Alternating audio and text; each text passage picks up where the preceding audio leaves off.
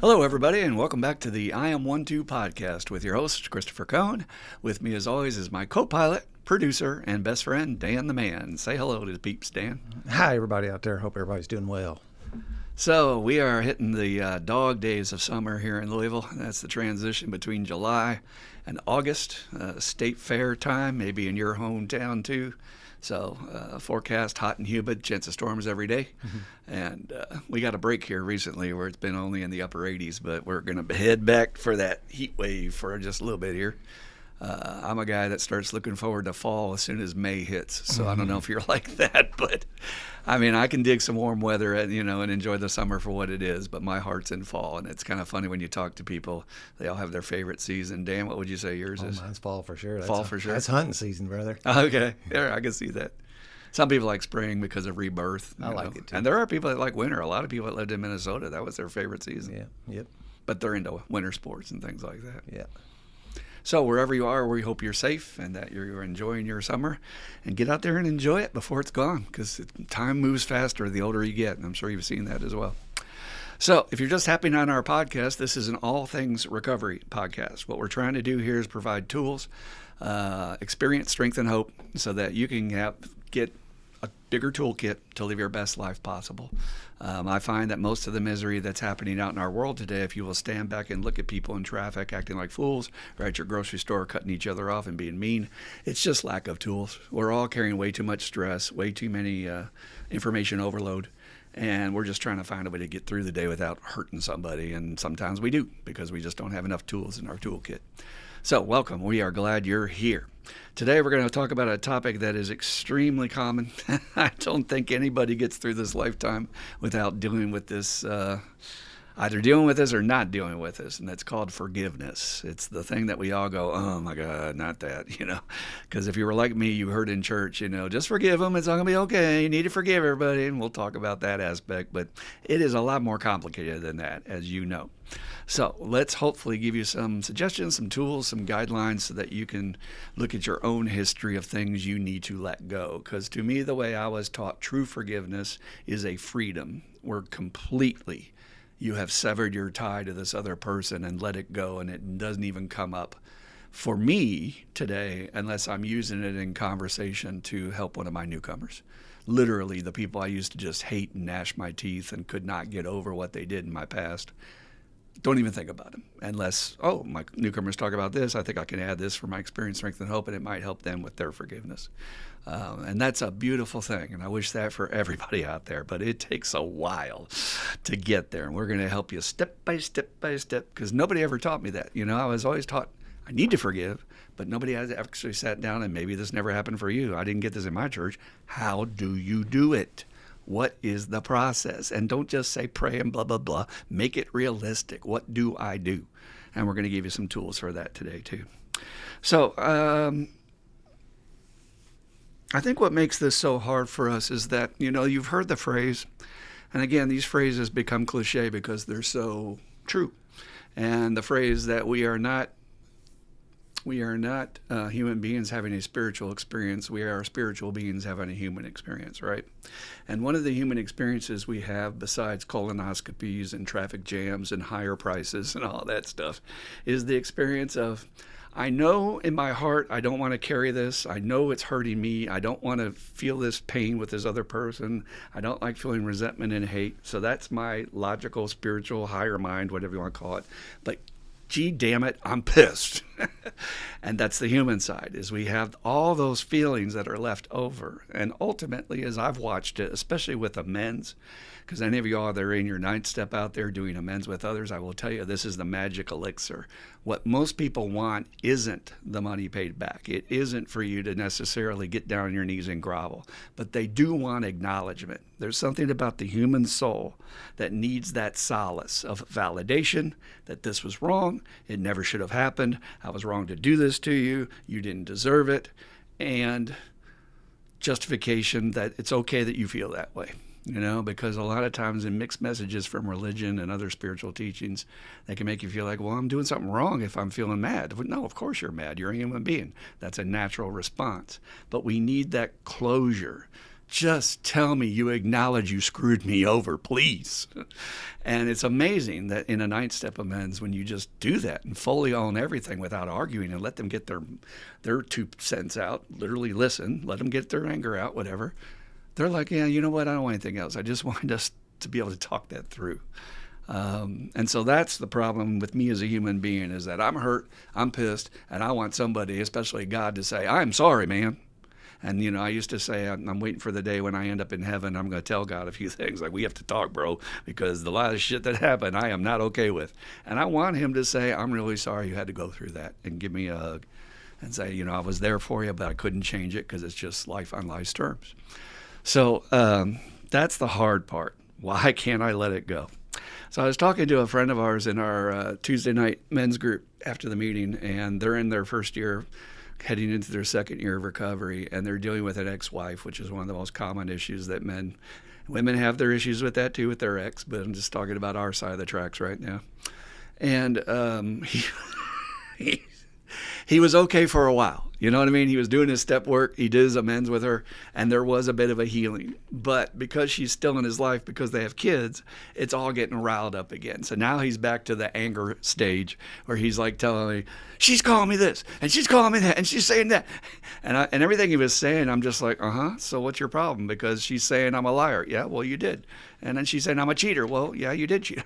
And so but he's just in the anger stage and can't hear any of that. And I dig it. I understand. When we are emotional, we cannot see reason. That's just who we are as creatures. So I told him, I said, man, just be in the process, stay close to your sponsor, and make sure you keep venting the feelings. The minute we stop expressing those and we stuff them because we think people are tired of hearing it so much or whatever, that's when we're closer to a drink, or that's when we're closer to getting that ulcer in our gut, because we're not being honest about what's going on with me. So hopefully that fellow's listening, and he'll just keep bleh at the meetings with us, puking as we call it. All right, but what happens with the lack of forgiveness? We have these wounds, these traumas that happen to us throughout life, and then the leftover effect. As Gabor Mate says in the other episode on trauma we talked about, the episode was traumatic, but the trauma that's left over is the stuff inside of how it makes me feel about myself, feel about the other person, feel about God, feel about the world. And I had that with my alcoholic father, that leftover anger and resentment, and just, why couldn't I have a normal father, all that stuff, and angry at God for, not fixing my alcoholic father. And I was literally in a prison of resentment and hate. Now, if you had presented that to me in my early recovery, I would deny it and say, no, man, I'm handling it. Because that's the way I was my whole life. I'm handling it. I got it under control. I don't need your help. Leave me alone. But literally, I was suffering from that prison. It's a literal mind prison of hate and resentment that just generates and generates and gets stronger and gets stronger.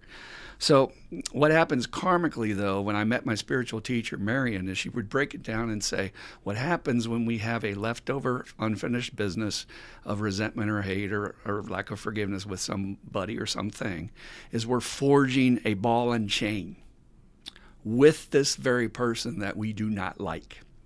So I'm saying this is my mortal enemy, but I keep drawing them closer on the chain every time I'm giving time and energy to that thing in the past. And I don't want to, but because of feelings, they just come up. I mean, that's the way trauma is. You're triggered by smells and sights and people's tone of voice, and just memories come up. And so we don't have a lot of control of it occurring. But being aware that I don't want to really keep doing that, because that works at cross purposes for what I want. What I really want is to get this person out of my life completely, right? I don't even want to think about them anymore. I'm tired of spending time and energy on this. But just think about that ball and chain. That was a very powerful visual for me to be able to see that, like, oh crap, I'm stuck with this person forever. And I don't want to especially drag that other person into my next life. So if anybody's near that time in your life or on your deathbed, please find a way to forgive and break that chain, because you do not want to see what karma brings you. I mean, Dan and I talk about this a lot, and we see some weird things happen between partners or people that are friends, and you wonder, what's their karma that this is happening this way? Do they have leftover stuff from a previous life that now the roles have switched and one was the husband, but now they're the wife? I don't know. It's just interesting to think about, and I don't want to have any of those ties left over when I leave this mortal coil myself. Plus, as I said before, it's just all that wasted time and energy. My goodness. If I could take all that energy I spent against my dad or thinking about it or dwelling on it or smoking about it, drinking about it, everything I did about it, and you could, again, confronted me, I would have said, no, I'm not doing that. I wish I had that back. That's literally probably years of my life that I could have spent towards more positive purposes, okay? So the messages we all got, at least I did growing up in my church, was just forgive everybody, forgive and forget, right? We've all heard that one. How about the teaching, turn the other cheek, which also goes along with if somebody offends you or steals your tunic, give them your cloak, whatever the thing is. And it's like, wait a minute, man, it sounds a little codependent to me. I might freeze to death if I give you all my clothes. That's a joke we have in the program. But what do they actually mean? I mean, we've heard all these sayings, but how do you do this? That seems to be the missing piece. So let's talk about that. Let's break it down for you. This is a process like everything else in the program. People who are starting on their first step always look ahead to their fifth or to their ninth. And we always say, I hope your sponsor slaps you on the back of the head like Curly in the Mo does to Curly in the Three Stooges and says, slow down, Hoss, you're on step one. So if you're in the phase of still hating them and still angry, that's where we start. Please try to accept yourself where you are in your process with them. I am in my process with my dad. I am in my process, and there's no judgment. This sense of time we put on it as human beings, I hear my patients often say, I should be over this by now, or I'm embarrassed that this is still coming up. And I'm like, it doesn't work like that. There's no time in the universe.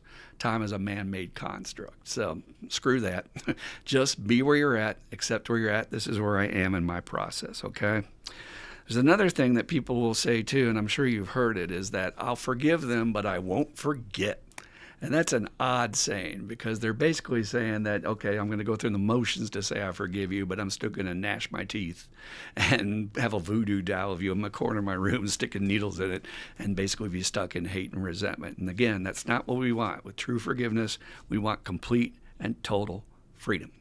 All right, so let's get to the juice. Let's get to the tools that work. This is what my sponsor did for me. And he's a genius. I don't mind saying that. I had two of the greatest geniuses in recovery, period, circuit speakers, all that.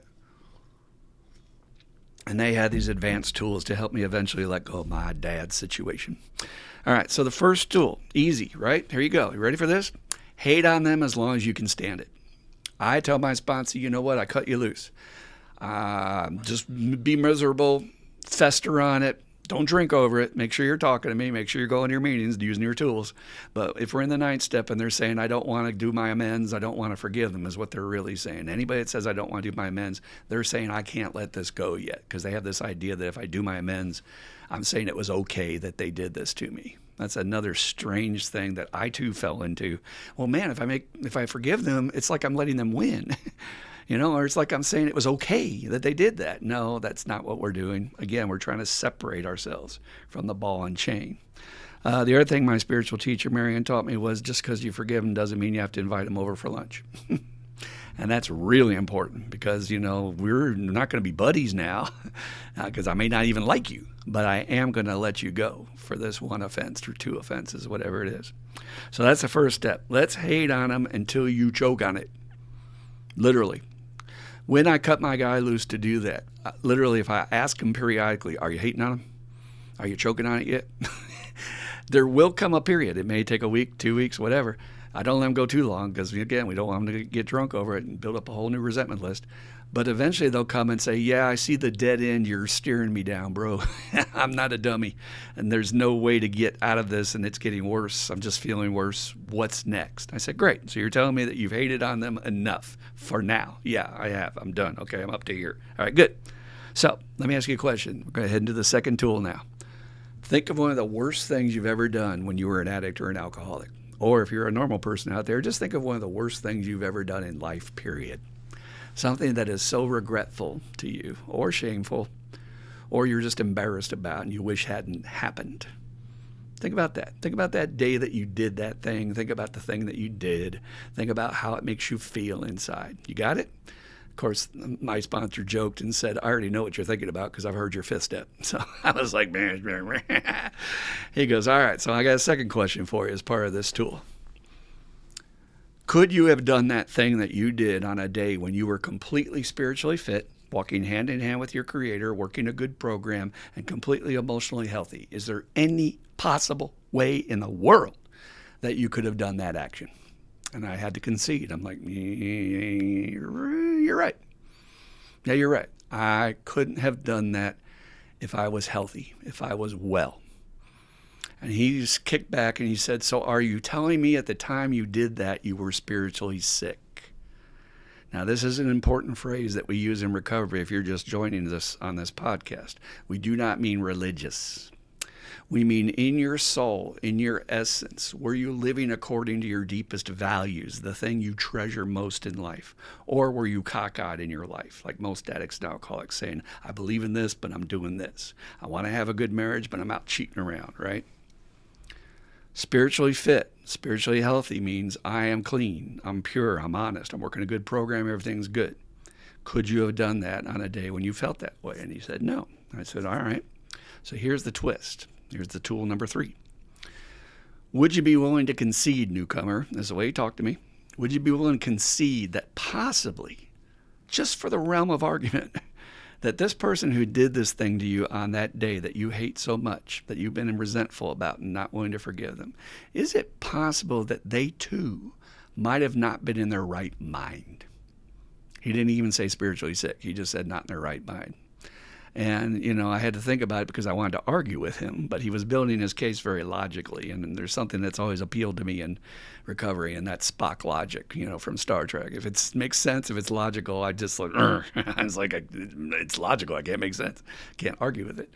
So he said, would you be willing to concede to even look at it, that maybe they weren't in their best space? It could be that the person who did that was having an awful week, awful day. We often read into people and think we know what they're doing, or what's going on in their life, but we have no clue.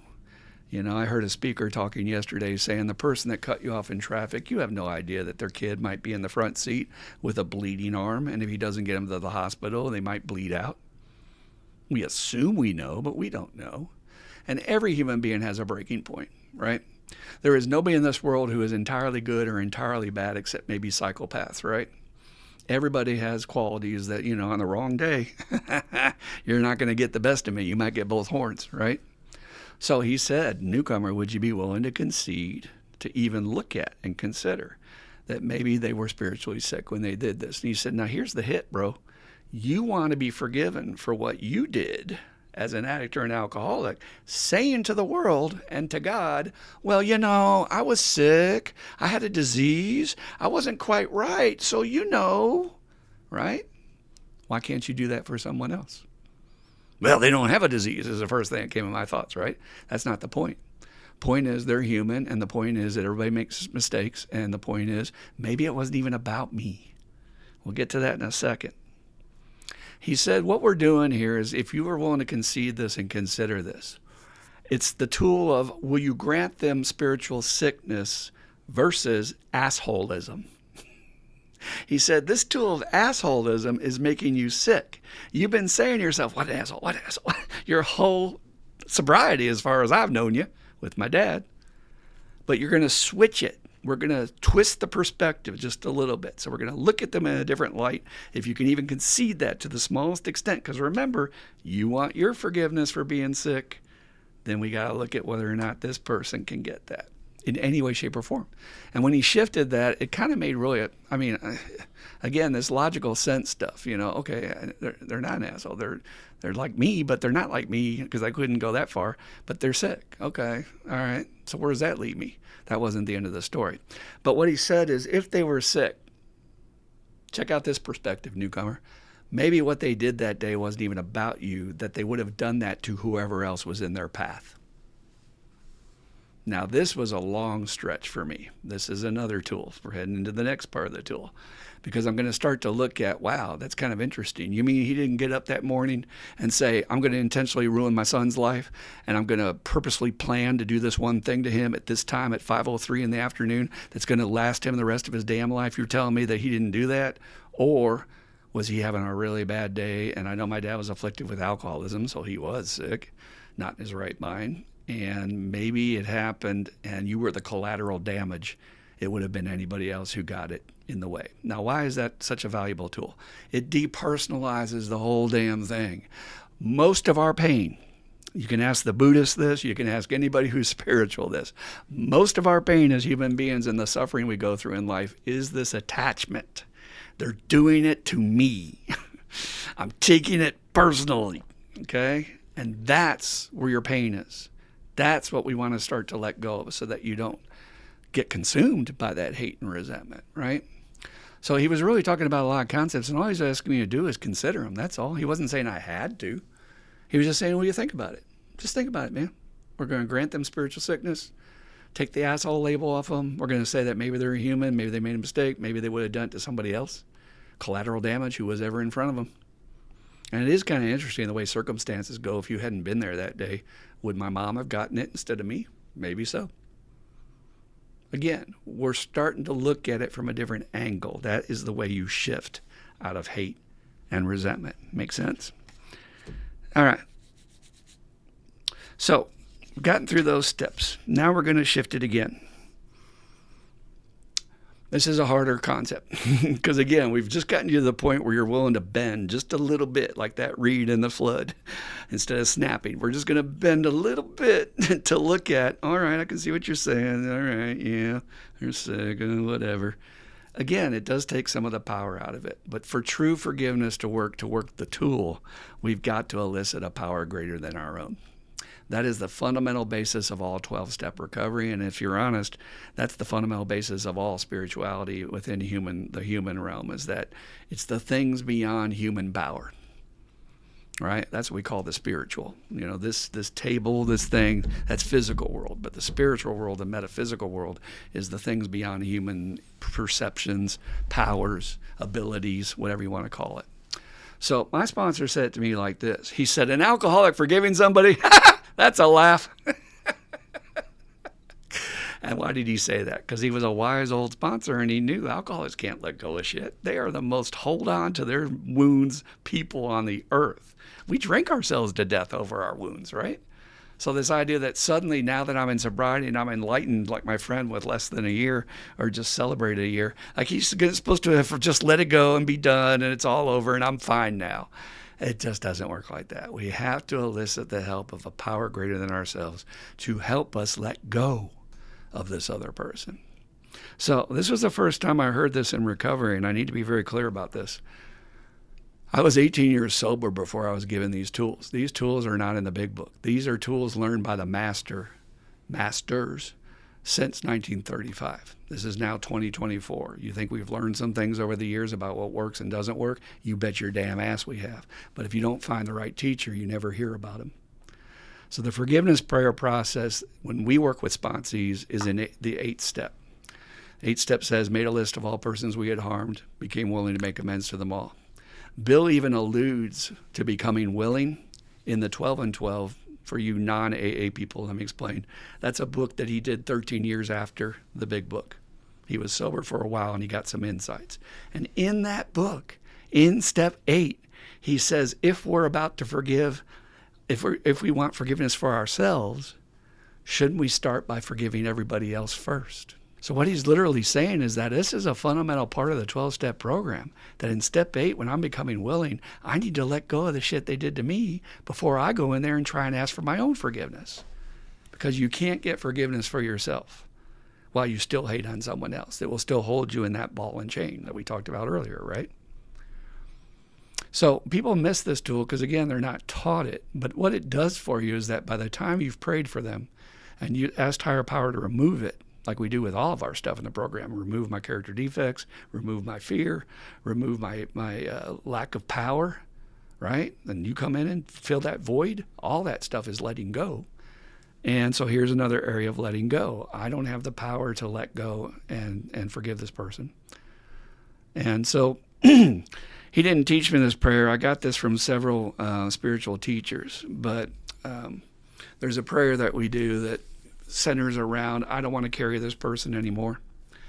We actually do a little bit of a ceremony as part of our 8th step. We go through our 4-step list and we hold the person in our hands, or you make some other gesture that works for you in your mind to visualize that you're going to get rid of them. I had a golfer that I sponsored one time, and he used to visualize being up on a cliff and putting them as a ball on a tee and just going to knock them into the ocean, to visualize a demonstration that he was willing to turn it over to a higher power, is what we're doing. And in that prayer, we're saying, look, this is your kid. This is not my kid. They're your mess to take care of. I'm carrying them on my shoulders as a burden. I don't want to do this anymore. I'm done. I want to be free. I give them to you. Please help me forgive them. Please help me to let go.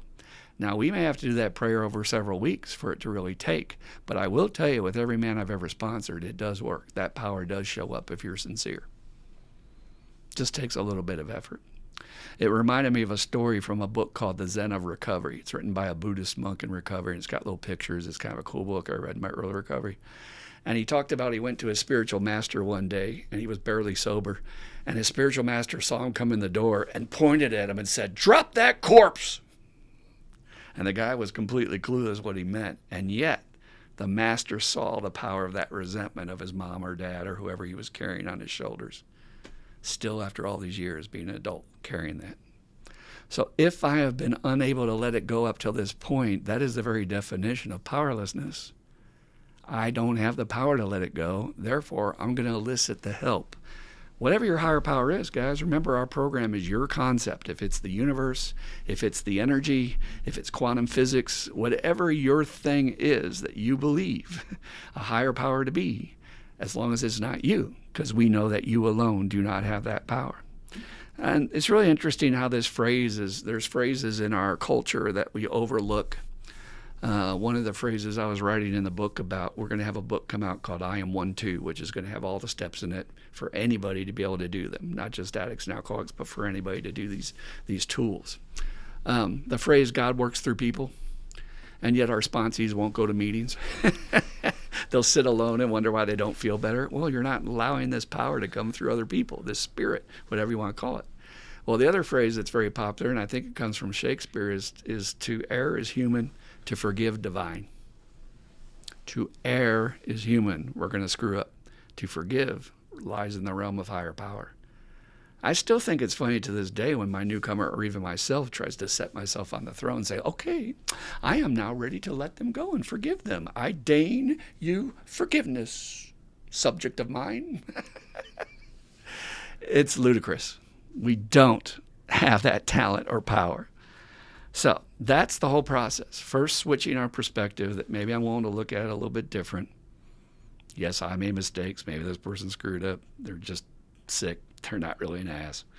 And then eventually getting to the point, I don't want to carry anymore. I'm done with this. I'll let my guy suffer if he wants to. We do have a fellow in our group who just finally made amends to his mom after 5 years of recovery. Getting ready to celebrate. And, everybody has their process. So like I said, if you're in your process, there's no rush. It really depends on how long you want to suffer. I don't encourage you to suffer very long. And then after we do that prayer, we leave it in our higher power's hands. I let go. Thy will be done. Take it. Take my dad. Blah, blah, blah. Now, what's the result of all that? I got a freedom with my father and my stuff with my father that I could not get from 2 rehabs, 1 halfway house, 2 sponsors, 4 times through the steps, and multiple months of psychotherapy with different therapists. In 18 years recovery, I had all that in my background and still had not been able to let this go from my ball and chain. But when I did this simple process and I did that prayer, it was removed. And we go so far as after the prayer, we draw a little picture of them in our notebook, cross off their name, and draw a little picture of their face, all happy and like a child of God, and they're free. And I know it's hard to do with your enemy, but I'm telling you, all that stuff, I was astonished. I woke up one morning, it's no longer there. I had such acrimony and animosity against my dad. I didn't even want to see him in heaven. And now the way I feel about him is I have compassion, and I feel sad that he never got this program because he just didn't even know what was happening to him. And I could never see it from his side of the tracks. That's what true forgiveness does, is having compassion for your enemy. That's crazy, guys. All right, so let's touch on one other tool before we start wrapping it up for discussion with Dan. There is an advanced prayer tool. Now, this one really gets under newcomers' butt. because this is hard. I say it's advanced. It's a hard tool.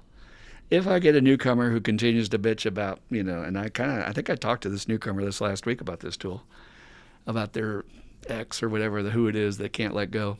I'll say, all right, we're going to do some advanced prayer work. I want you to sit down every night for 2 weeks, and I want you to pray for them to have the best life ever. I want you to pray that his wife makes love to him every night.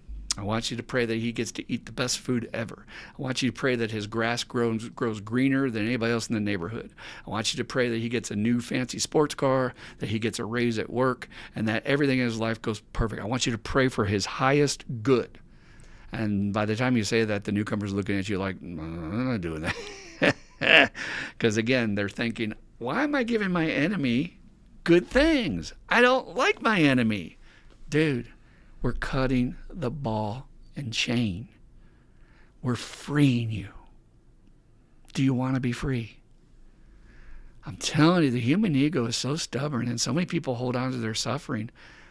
My mother has a friend. My mother's 89 years old. This friend is now in a nursing home in her 80s, and she cannot get over this divorce that happened in the 1970s. She got divorced in the 1970s and was bitter then. She's bitter now. Again, I don't pick on her. I'm saying no tools. Like we started the podcast, she doesn't have the tools. She doesn't know how. She doesn't have the power. But now she's in a damn nursing home, and she's bitched about that so much still, her kids won't come visit her. You talk about a prison, for God's sakes. So every time your mind balks or your ego balks at any of these tools, remember, it's for me.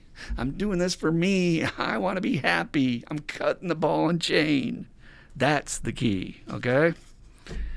And again, these prayers, if they're going to work, have to be done sincerely. I'll ask my sponsee, it's okay the first times if you gnash your teeth or say, damn it. I hope they're happy, damn it. I hope they... I'll take that to start. But eventually you got to shift that feeling and be sincere that you're praying for this child of God to be as free as you are. Weird stuff, but that's the way it works in the spiritual realm. All right, there is one last area to touch on that I have experienced so many times in my sobriety, being 40 years sober. Can't believe it myself. That I have had to pull more than one sponsee off the ceiling when this happens. You've gone through your amends. You've done your official work. You've done your prayer work. You feel like it's gone. You let them go. You and I are square. We're at peace. Go your way. Sin no more, right? And then what do? They're still in your life and they offend you once more. They're still in your life. They do the same shit to you that they did before. Why? Because people always repeat their patterns, especially in families. This is especially true in family dynamic systems. What do I do now? I'm trying to let you go. I'm trying to stop feeling this way about you, and you keep reoffending me with new stuff. And literally, I'd be driving my car 90 miles an hour down the highway going, what's wrong? It's like, dude, hurt yourself, hurt somebody else. But that's feelings, that's emotions. When they flare that up, it's like, I thought it was gone. It's not, because this is new now. But it's new, and they're still hitting those trauma triggers from the past, right? It's easy to let somebody go if you don't have to talk to them again. But like my friend who has kids with his ex-wife, he's going to have to see her again the rest of his life. So you've got to have a support for that. I had to have a sponsor to call and just let those feelings out. And then I had to be reminded, I'm trying to let her go. I did the work. I don't want to have to go through all this again, because I don't even think it's necessary to go through all that again. But I do think it's necessary to recognize I got two options. A, I set a really good boundary, and I just disallow them from ever doing that again, the best I can, because you can't control other people. Or B, it is going to get to the point where I have a brand new resentment and I'll have to go through the work again. So with the little areas, and that always starts small with boundaries. We'll probably have a whole episode on that. I can't remember if we've done that yet. Did we do boundaries? Again, yeah, I think we did. Yeah, okay. But you pick a small area to start with. So I would say, okay, this one area where they hurt me, I'm just not going to take their phone call if I don't feel like it, or I'm just going to let it go to voicemail or things like that. You can make little changes to prevent being re-inflamed. But the main thing I want to teach you about this is it doesn't mean you failed. It doesn't mean the forgiveness prayer didn't work. It just means now the person's doing new stuff that's getting added to your trash can. And the 10th step says we need to go through that trash can every day and clean it out. So that means, I'm going to continually be doing my inventory. Did somebody leave another stone in my can today? Did they reoffend me? I don't want to carry new stuff. So anyway, if you want to get on YouTube and or Google, tons of stuff about forgiveness. But the best thing about forgiveness that I have found is that it will free you to live your best life. I don't think the people who are major successes that we all look up to, they're not carrying people on their coattails. They can't afford to. They're spending all their energies towards their talents, towards their assets, towards their production, towards creation. And you can't do that when you're held back by that pain, that suffering. So I know I'd like to get your take on this, Dan, because, we everybody has their own journey with forgiveness, and man, it's so hard to wrap your head around what that even means. So It is. yeah, so give me your ideas about some of this stuff or what you've been through with your sponsees.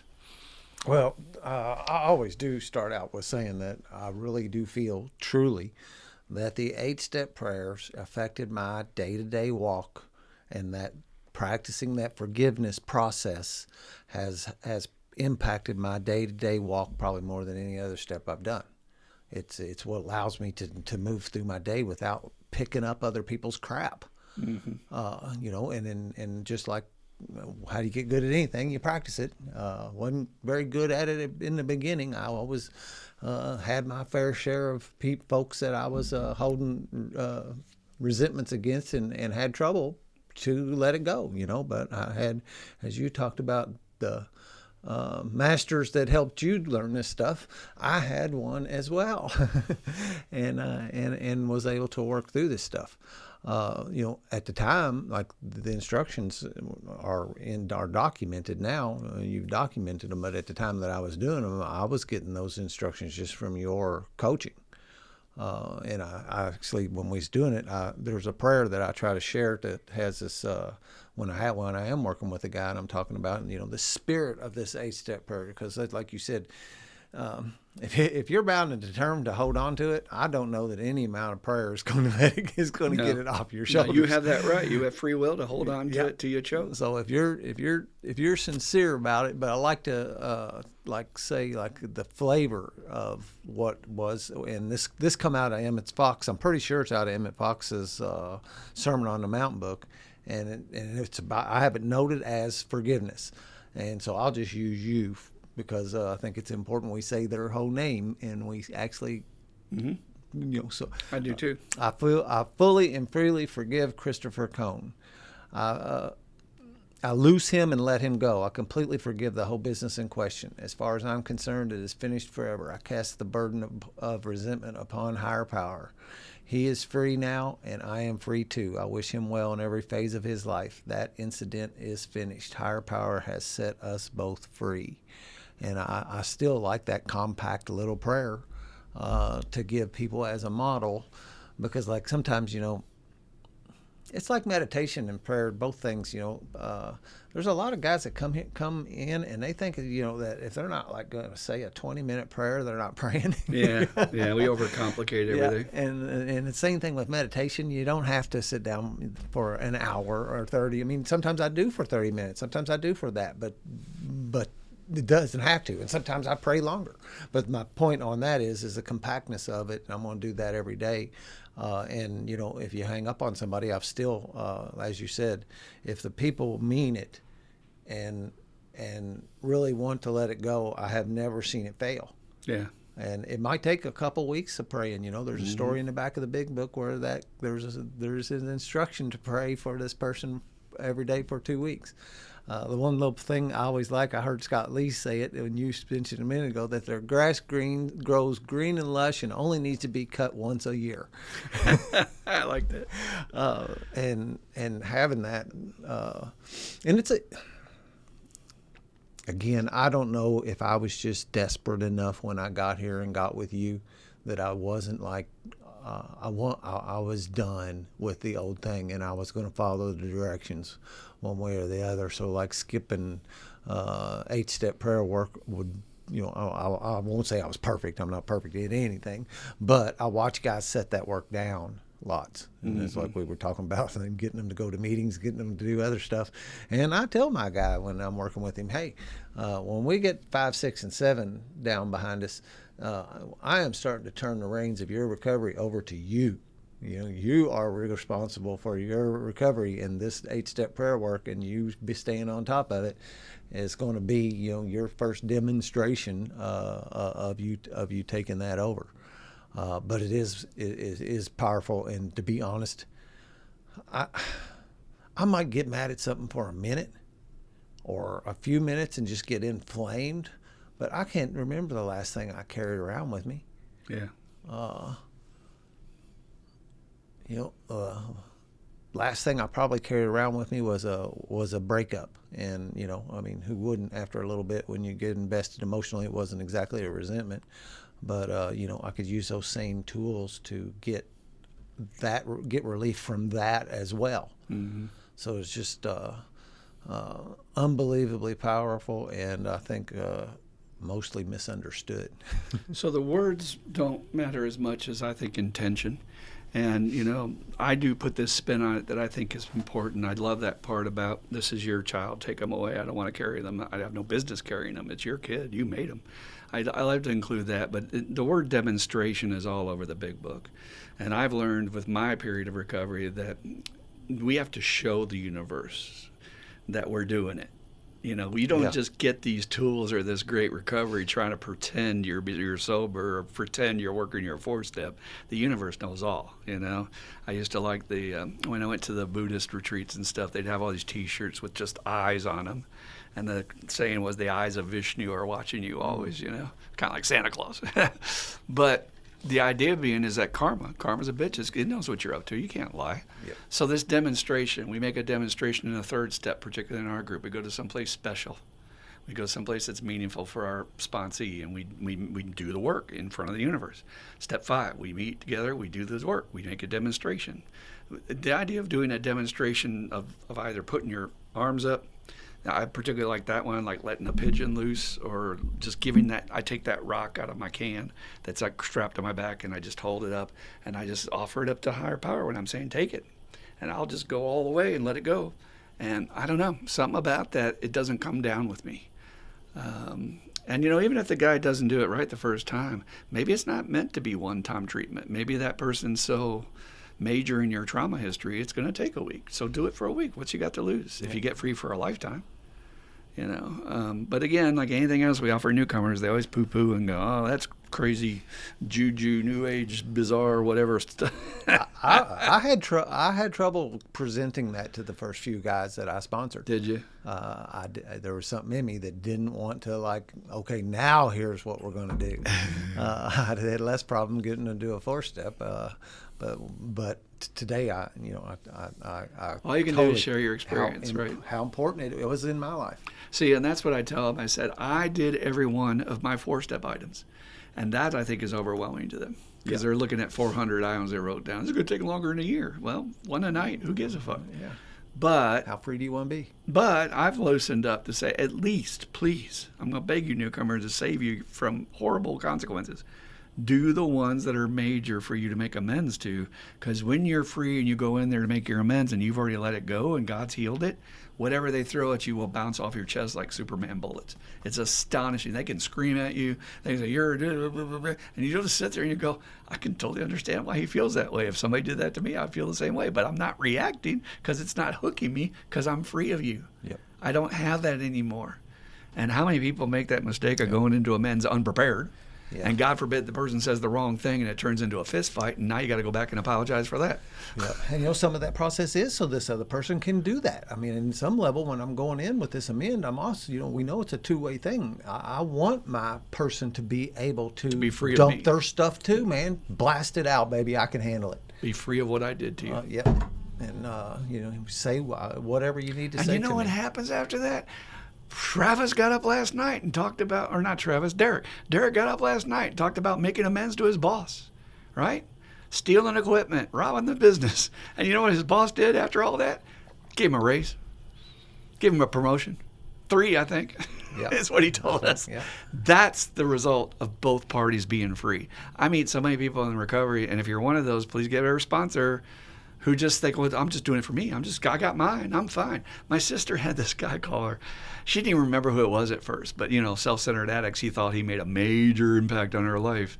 And she goes, I'm just want you to know I'm sober now, and I'm sorry for what I did to you. And that's all I wanted to say. And that's all he did, man. And literally, she didn't even know who he was, but because he called, he re-inflamed her to remember who he was and what he did. How selfish is that? Yep.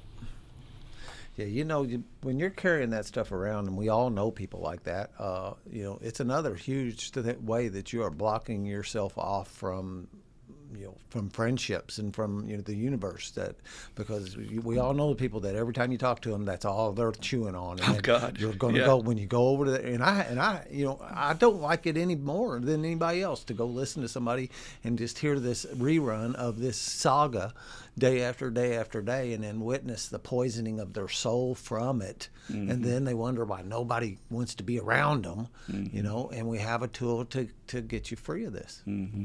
And the past does not exist, but it exists for me because I'm not free of it. Yeah. That's the saddest part. And you're talking about what happened to you in 1902, and you're like, oh Lordy, it's 2024. Let's make some progress here. I've got a personal family member in my life right now who is playing the broken record on something. And literally, I just sent a text that was like, well, how are you doing? And it was like, and I was like, still? Again, not having the toolkit. What's one of our major tools? Acceptance. Yep. Acceptance of the things I cannot change, to find serenity in the impossible. That there is a way to be happy, joyous, and free, despite me not liking my circumstances. That's an extraordinary concept. Newcomers won't understand it, but it is possible. Yep. A lot of this stuff doesn't seem possible when you're new. It doesn't make any sense at all. Mm-hmm. When you come in, you start hearing 12 steps speak. It's you might as well be talking Chinese, but that's it. It's real, and we get to see it demonstrated time and time again in the lives of the people around us when they do the work this way. So, as we always say on the podcast, we do have a email, and we use that for questions, which we'll have in the second portion of the show today. But that's also for your all's feedback. If you're struggling with someone in your life about forgiveness, write some things down. Whatever we share on the program is completely anonymous. We won't identify you by name. And I would like to hear from all the listeners. Who in your life do you have trouble still letting go of, and why? What was the offense? Why is it so offensive to you? Gabor Mate, listening to more of his stuff last night, was talking about what was the exact angle on it. He didn't say that. That's the way I interpret it. In terms of, what's the hardest part to let go about it? Are you still hurt? Are you still angry? Or is it the violation itself? Or is it the circumstances? It's important to drill down and get to the key thing that that's the one bone I can't let go, as it's stuck in my jaw like a dog. Please email us at IM12, 4 digits, IM12 recovery@gmail.com. That's IM12, the word recovery, @gmail.com. Send your questions, your comments, and we would love to kick it around with you, because this is a topic we need to talk more about. And it's killing people out there. People are drinking and drugging themselves to death for a lack of forgiveness right now, unfortunately. So, any other thoughts on the topic there, Dan, before we go into our question period? Nope, I think we covered it pretty well. All righty. Now we'll go into our question and answer period, where we take, again, questions from you, the listener, and we'll talk about anything in your life you want to help with or anything you want to kick around. We're happy to do it here. We have 2 great questions for today, and the first one is about newcomers, which is a very common thing that we all have to deal with. Hello, guys. Thanks for the podcast. Enjoying it quite a bit. I have a newcomer that I have gotten as a sponsor, and I am trying to encourage them to go to more meetings and participate more in their recovery. One of Dan's favorite phrases, participate more in your recovery. You must. You must participate in your recovery. But they are busy with life and other concerns, and they aren't doing their program, and I'm afraid they're going to relapse. What can be done about a newcomer that is not investing in their recovery and doing the things they need to be doing? All righty, great question. This is a bedevilment of many, many sponsees or sponsors, because every sponsor, I should say, right? Because we want it so bad for them, right, Dan? Yep. That's what they don't realize is we have this perspective of sitting in this seat where our lives have been improved so much, and all we want to do is give it to you. Like, I just want you to have everything I have. And when they're dragging their feet, you're just like, what can I do to get them motivated, right? And, what's your favorite phrase that they always say, Dan? I'll let you say it. They got a lot going on. I got a lot going on, man. You understand? Dan, I want to go to the meeting, but I got an ex-wife. I got a job that's about to fire me. I got bills to pay, man. I got bills to pay, man. Yep, bills to pay. I got a lot going on. Fella comes to my group last week. He lasted 5 minutes. I literally had just done the readings and started to talk about him, and he clicked off. And I said, well, at least he gave me a chance. The nurse had already told me she didn't think he was probably going to stick. But I asked, did he call to say why he heel chopped? He said, yeah. And I said, what did he say? He says, man, I got a business to run. Now, if that's not funny to you, you're not a sponsor. But it's funny to us because what's more important than your life? And you're not going to have this business if you're addicted and drinking yourself to death. But they don't see that yet. So there is that phrase I'll kick around with you first, Dan, because that's an interesting aspect about being ready. Yeah. This is, we default to that phrase like, oh, they're just not ready yet, or they need to go back in the oven for a little bit more tenderizing. That dog won't hunt yet. And it does seem like consequences and raising up the level of pain does tend to bring them back in with their tail between their legs. And, and by the way, if you're a newcomer who's doing that, don't come back and apologize. Nobody's judging you.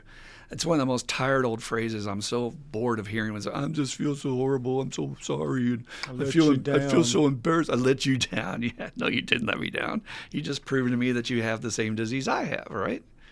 But again, there is that mystical element that if they're just not ready for the person who wrote the letter, not much you can do except share your experience, strength, and hope and say, I like the line in the big book where Bill says, well, encourage him to go his own way, but remind him that you wouldn't have been able to do what he's about to try. That because of your disease, there's no way. And it's okay if he judges you and says, well, I'm not as bad as you, blah, blah, blah. But at least you told him the truth. That probably self-will and knowledge and all that jazz he thinks he's going to use ain't going to work. So, but, don't drag it out. If you get to the point where he continues or she continues, I don't know the sex of the writer, but they continue to not do what you're suggesting, then you're not sponsoring them. They're sponsoring themselves. That's one of Scott Lee's favorite phrases. I'm not going to sit here and let you sponsor yourself because you're going to sponsor yourself into a grave. So now the second element on that is,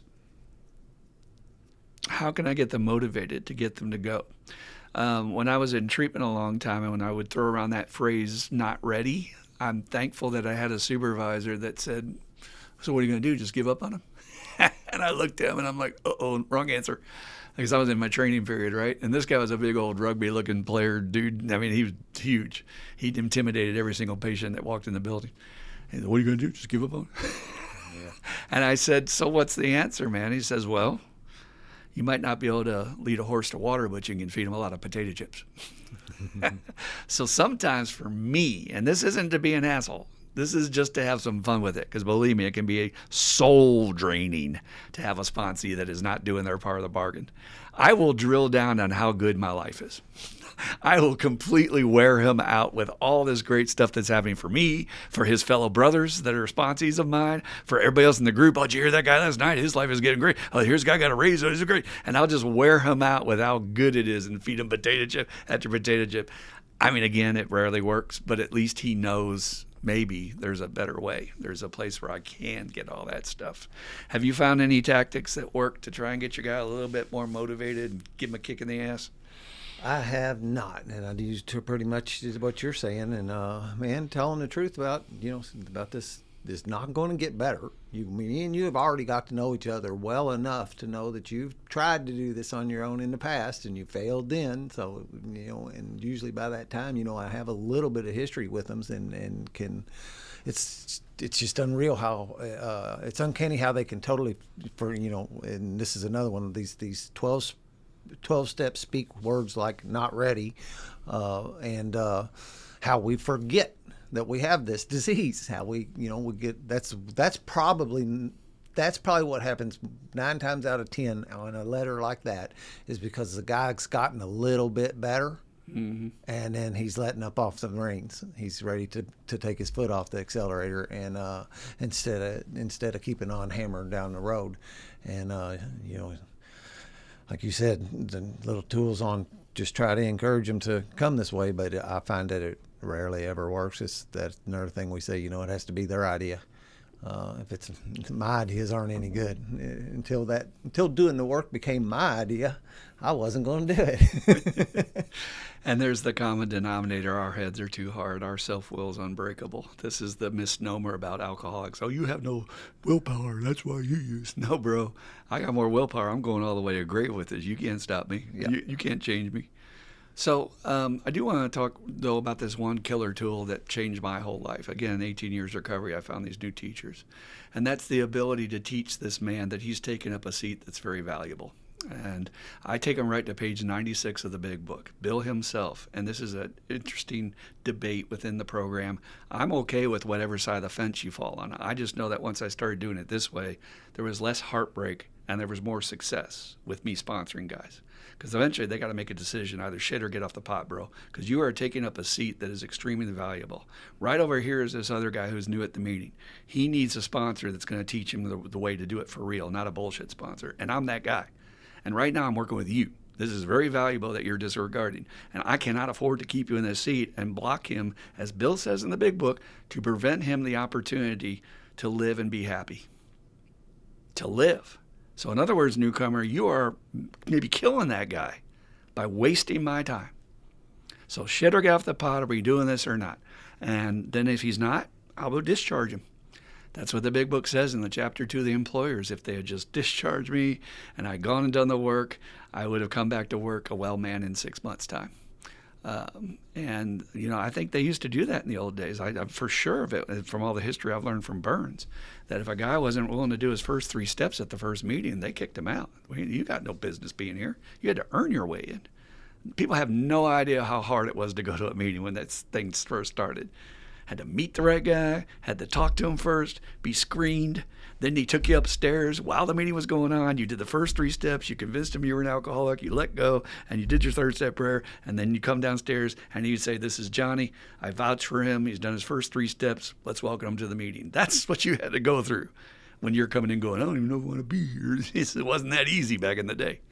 But when I started doing that, they would snap too. They did two things. Either they would get it and they'd be like, yeah, you're right. I need to go. Because the best thing to do is just go use some more and learn for themselves. It ain't going to work.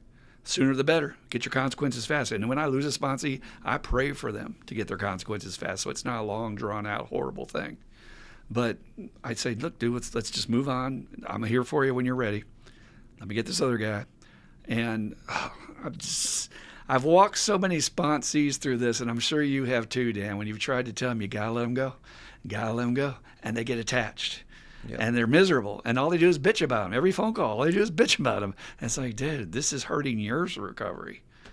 So I know for you, you're a pretty killer sponsor and won't let somebody waste your time. I also like how you shake their hand in the 3rd step and say, you're making a deal with me as a man, that you're making a decision, you're going to do this work. We're making a pact, brother. Yeah, I'm not going to let you fault on this promise. Yep.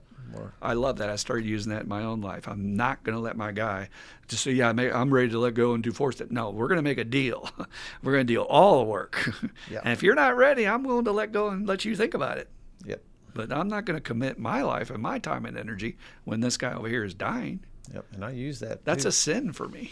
I say, I have already by that point devoted a great deal of my life's energy to help you. And I'm going to be doing a lot more. And I need you to make a commitment to me that you're going to ride it on out, because I don't want to go 2 weeks more deeper and you're going to bail. Mm-hmm. I want give me your word as a man to, as a human, to give me your word that you're going to follow through with this, so we're not wasting somebody's, Well, if somebody's going to say in my life, I don't need a namby-pamby sponsor who lets me get away with my own bullshit. Right. That would have killed me. Yeah. Right? So I need that Marine who's going to say to me, you don't deserve to be here, prove yourself. I have a great deal of confidence in this today, and I can present that confidence to the guy, I can sell this thing if they'll listen, and that's usually what I use is my confidence to get them to hang around and keep on doing it. And it's hard, and it's hard to find that time and to pick that point to say, because like you said, I don't want to ever give up on a dude either. So No, and the that's same the thing. thing. It's not a giving up on them. Yeah, people misinterpret that. I'm still your friend. You can still call me. They rarely do. I'll take you to meetings. Yeah. Right? I'll do anything you want. And here's what's interesting. How about when they resurface later? Yeah. And they apologize, but you can feel that manipulation energy, like they're trying to get back in for some reason and do something. And then you give them some feedback, because I gave a guy honest feedback over Polo recently about that stuff, and I didn't hear from him again. Right. It's just proved to me, see, you're still not willing to deal with the issue that was in the way the last time, which was screwing around with his girlfriend, to be honest with you. That is not what we do in recovery, brother.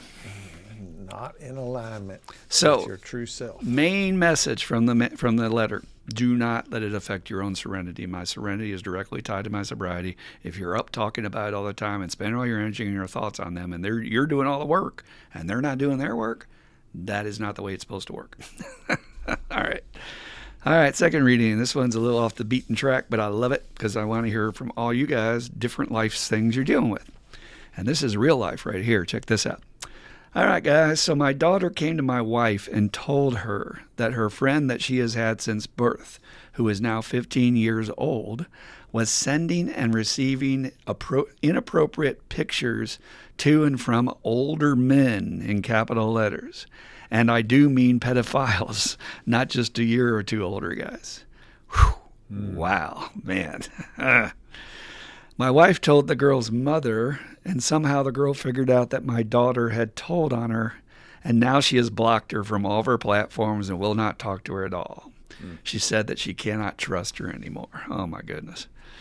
Do you have any suggestions on how to tell my daughter that she did the right thing by first telling us, and also that my wife did the right thing by telling the other mother?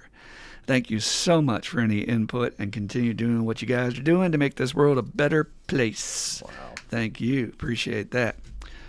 First of all, heart out to you, man. I haven't been a father, but every time I hear my sponsees go through this stuff with their children, it breaks my heart because this world's evil. I don't know what else to call it. I have no religious baggage with that term. It's just, this world ruins children's innocence. They're growing up way too fast and be exposed to things that they never would have been exposed to 150 years ago. You wouldn't have had that ability for strange men to reach out over the airwaves and connect with her technologically. 25 years ago. Yeah, for real, right? So it's just horrible that they have those extra pressures on them. So, but I am going to go to our principles, because our principles are our guides to progress. That's what we say in the How It Works at every meeting. I think people overlook that phrase. When you get stuck with any situation in your life, reflect on what principle is at play here. So I heard you use the word honesty, and I think that's the principle that's at play. So both you and your wife are working a good program. Your daughter doesn't understand yet. The other kid doesn't understand yet. But you guys are clean. You're working your tools, and you did the right thing. You had to tell the mother. Why? Because if something happened later and she gets hurt or killed, that's on your conscience the rest of your life. You have to look out for children in this world where nobody else seems to give a damn to look out for them. As we said in the other podcast, protect the children, protect the children, protect the children. Now then, she is 15 years old, and I assume your daughter is the same age if they're friends in the same grade. And 15-year-olds know way more than we have any idea that they know, guys. I know we try to protect our babies, but if you want a mind-numbingly shocking, eye-opening video to watch, there's a video called 13. That's a documentary, and it will show you what the kids that are 13 years old know about everything on the internet. Things that you and I maybe have never discovered in the realm of pornography and other things, and they know all about it. So at this point, the cat's out of the bag. There's nothing to protect about her innocence. I would sit your daughter down and explain to her, we're trying to save your friend's life. Your friend is too young to understand this, but in this world we have, there are very, very evil, very, very damaging people out there who could ruin her for life and maybe even take her life. So you cared enough to tell us, and we're caring enough to tell her mom to help her, but she's not able to see that now because she's just thinking in terms of what she wants. Because all teenagers do that. I want what I want, and I want to rebel, and I'm getting attention. That's another thing that's really at play here. She's getting positive attention from another sex person. So, of course, that's going to appeal to her self-esteem. But I would just work on your daughter. I would work on her and say, look, this is a very common thing in our socially connected world, and you need to know this. You need to know that there are men out there who I know you think you know, but I don't know if you know enough. And she's 15, and I would definitely explain to her the horrors of this stuff that we're trying to prevent from happening to this poor girl. Now, I don't think your daughter can do anything to change this with the other girl. The other girl's going to be in a snit fit because she's being blocked from talking to her so-called boyfriend. And she's not thinking straight. She's thinking emotionally. If you want, maybe your wife can reach out to her mother again and say, your daughter has stopped talking, but I don't think she understands. We were trying to do this to help her. And, if you can maybe just have that conversation with her in your own words, in your own way, whenever you feel like you want to. But I feel like it's unfinished business, and at least we tried to mend that bridge to let her know that our daughter did not tell on her to ruin her life. Our daughter told because she's worried and she's scared for her. And she cares about her. And, may make no difference at all, but maybe coming from her own mother, maybe it will melt the ice a little bit. But I just hate stories like that because, again, it's just the real world we all live in. It's ugly. And I hate to think what might have happened if your daughter hadn't told. Stupid addict logic. Snitches get stitches. Mm-hmm. We don't tell on anything. Yeah, and then you watch a person walk into a fan blade and get killed, and you have to live with that the rest of your life. I'm not doing that. If somebody comes to me and says I'm going to kill myself, you bet your ass I'm saying something. I'm not going to sit there and carry that the rest of my life that I didn't do anything or say anything. So you're a father, so I'll default to you because, man, imagine this had happened to your daughter in either position, right? Tell me how you would feel. Tell me, what do you think? It's not easy. Trust me. We went through that with my daughter at one point. Oh, yeah. That she was apparently, the cops got involved, took her phone, tried to track down the other parties. There's protect your children, protect your children, protect your children. And at some level, I want to protect her innocence, but in this world, there's the whole thing about stranger danger, and you're telling kids to be scared of people, and it maybe is not a good way to operate. But I think you have to arm like you said, you have to arm these kids with the facts of life, or else they're going to fall into traps that at least they'll go in with their eyes open, instead of being, because I'm sure this dude is manipulating this little girl, and he's probably a pro at it, and it does. It's grooming. It's leaning her to more and more and deeper and deeper and deeper. So it just has to be stopped. And it's a shame that today you got to tell let's just say, today you got to warn your 10-year-old little girl to be careful of things like that. Right, because the fear is I don't want to put fear in her. Mm-hmm. I don't want her to walk around afraid of everything and everybody. Right. But when we're talking about things from my point of view, being a social worker and having to go to all these trainings and hearing the reality of it, sexual trafficking is one of the major epidemics occurring in our country right now, specifically among the immigrant population. And the kids need to know. You might be abducted in a van by this guy and we'll never see you again. Yep. So it is... So the main message to the daughter, though, would be, you did the right thing. Keep talking to us. Yep. Please don't close off to us just because your friend doesn't understand. Because, God forbid, this could have happened to you. Yep. And, that's a social aspect, especially with girls. She's, I'm sure at some level she's traumatized by the loss of this friendship that she thought she had. No doubt. And it's going to grieve that, and we have to talk about it. We have to, Maybe she needs to talk to somebody, a third party, A friend. Yep, somebody else that could That might be lend another angle. a better Instead of ear, the mother, go through a friend to try and get to her. Yep. Or, you know what we do in the program, some people refuse to be seen. Write her an honest email. Yep. Write her an honest text. Run it past your dad. Say, what do you think? Because Dad has a lot of experience. I think I know who wrote this. So Dad has a lot of experience doing amends and stuff. So run it past your dad what you write, and they can help guide you to write the right thing to maybe open her up and at least understand your point of view and why you did it. Yeah. But I think she's just mad right now. Teenager mad. They're not going to listen to reason. No. They're going to stew in it for a while. Just let them stew. But I'm sorry this has happened to your daughter. It's tragic. It is. It makes me. We try really hard not to get caught up with that stuff in recovery because we try to live on this side of the matrix, but that is the world we are all dealing with, and it rears its ugly head in all of our lives at times. So thank you for the letter, though, and let us know how it goes. Let us know if there's any thawing of the ice or improvement on any of that.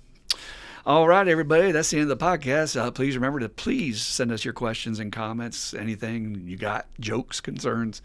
Iam12recovery@gmail.com. We're going to have a topic every week for you. Subscribe, like, and comment. That helps us get our analytics up. I try not to hit you with that at the beginning. So if you're still with us, you're still listening, talk to other people about please support this podcast so that we can spread it out to everybody else. So thank you for being with us. We really appreciate it. And we're going to end the podcast the same way we end meetings. At least I do in my group at the hospital. Serenity prayer, Dan.